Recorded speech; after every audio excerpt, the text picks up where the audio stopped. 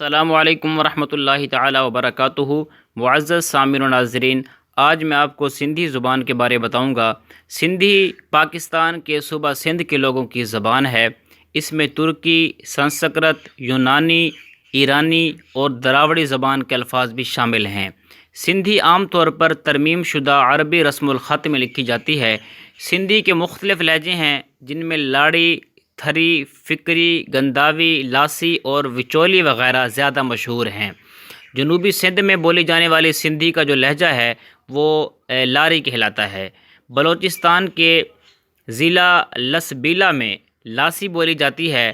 وچولی وسطی سندھ کا لہجہ ہے۔ معیاری سندھی ادب کی زبان بھی وچولی سندھی ہے۔ تھر کے صحراؤں میں بولی جانے والی سندھی تھری سندھی کہلاتی ہے۔ سندھی 14ویں صدی عیسوی سے 18ویں صدی عیسوی تک تعلیم و تدریس کی مشہور زبان رہی ہے۔ مسلمان حکمرانوں نے سندھی زبان کی ترقی و ترویج کے لیے بہت کوششیں کیں۔